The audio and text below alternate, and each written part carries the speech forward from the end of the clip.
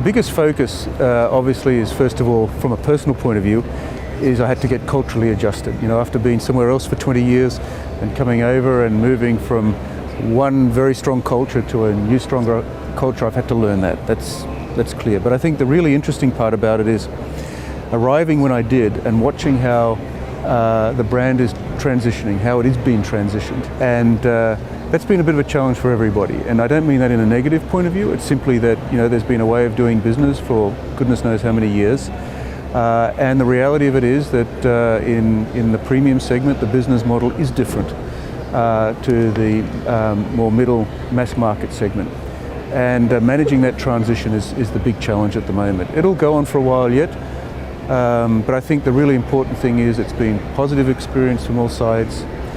It's a learning experience from all sides. We have a long way to go, but the vision is shared by everybody in the company.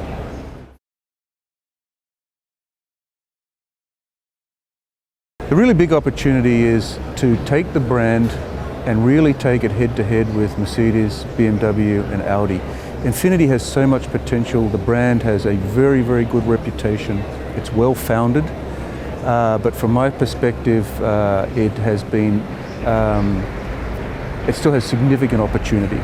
But the fundamentals of the brand, the people that are behind it, the philosophy that's behind it, the infrastructure that's behind it, the dealers that are behind it, are really, really solid. New York is one of the premier retail motor shows in the United States. So it's a really important platform for communicating what the brand stands for. And the opportunity that presents is for us to launch basically two new models or two changes in the Infiniti brand. The first one you see over my shoulder here is the new Q70L. And you can see from that there's a revised front end and revised rear end, and you'll see there that it's picking up that very definitive Infiniti design language, the treatment of the lights, the LED lights, the new grille and so on. Then what you may not see quite so well is that car has an added 6 inches in the floor pan at the rear.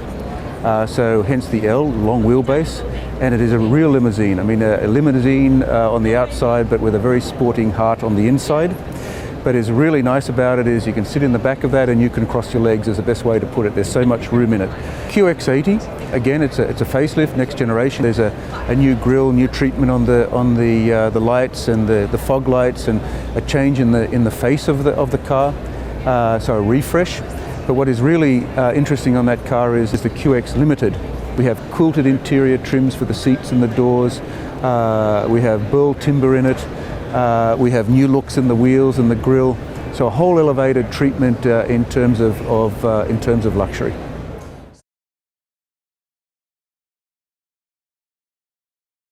Building a luxury brand is not a revolutionary process, it's an evolutionary process.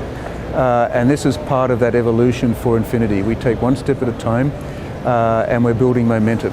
And it's all part of that process. The next really, really big step for us comes with the launch of the Q30 at the end of 2015.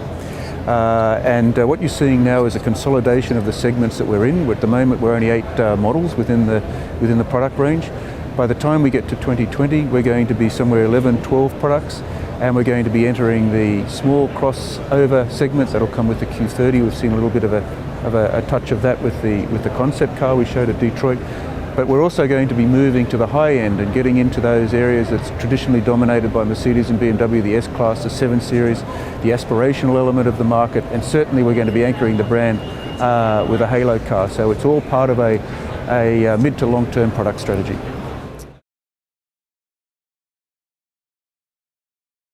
It really is exciting, and I think that car says a lot about the mindset and the attitude and the philosophy of Infiniti. Very young-minded.